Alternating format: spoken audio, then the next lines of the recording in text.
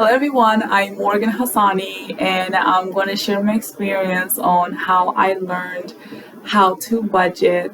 At first, I didn't know how to budget. Like I would get paid and honestly I would after 3 days I would have no idea where my money went. And I'm like, oh my God, counting as my next paycheck.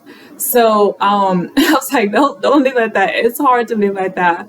So initially I looked on Google like how to budget and they brought up like the 50 20 30 rule, and at first I used that but still it didn't work for me. So I was just like, okay, what else can I do?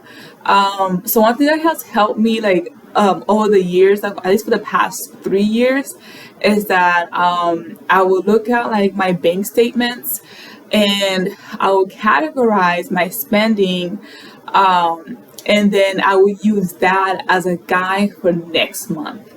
And how does that look like? So for example, like if I went to buy groceries and I spent like the previous month I spent around $200 on groceries because I like to cook. So I was like, okay, since I spent $200 last month on groceries, then whenever I get paid, I will put aside $200 just for groceries, and I would try my best not to go over that $200. So I will have to get creative on like, okay, where to buy, what kind of foods to buy, what kind of foods I want to eat versus what I can afford on my budget.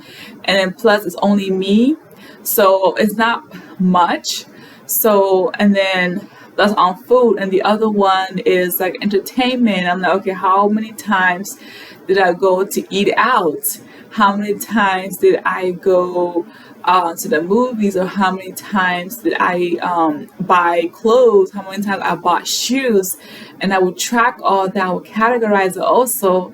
And then the next month I would say, okay, if I spent $150 on like eating out and foods and stuff like that, then next month 150 is the cap. Like we're not going, it's a maximum. We're not going over $150. And then the other one, of course, like the must have, like my rent, my utilities, my phone, those recurring expenses. Then automatically whenever I get paid, let's say it's like 1,500, so I will deduct 1,500 and I will put that aside. I'm like, okay, that 1,500, we're not touching that because this is for rent, this is for here's where it's going. And that has helped me a lot. And then the biggest thing that I did is that I got different bank accounts. So I have my main operating account is Chase Bank, and then I got a credit union account with a checking account with a credit union, and I call that my bills account. So whenever I get paid, if my reoccurring expenses I must pay to survive was like 1,500, so whenever I get paid, I automatically withdraw 1,500 and send it to my credit union account, my bills, my bill payment account. So you could also use that too, because before I would have everything in just one place, and then I would trick myself that, oh, it's only $10. Before you know it, oops, I don't have enough money to like pay my rent and my other utilities. So just not seeing the money also helps me to not spend it. And then the other one is that if I want to withdraw money, I would have to wait 2 days for it to go through, and that also that creates that extra barrier for me of like not just squandering my money.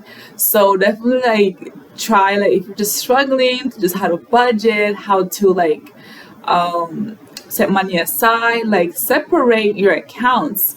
So your main account could be like a big bank like Chase Bank or Wells Fargo or whoever you want to choose. And then you can open a credit union or a community bank and then make that your bills account. Like when I did that, it gave me peace of mind to where I'm like, okay, and then plus their own auto pay. So I'm like, automatically come this day, the first of the month, my rent's gonna be withdrawn. So I have to make sure that the money is there to avoid being charged the insufficient fund fee.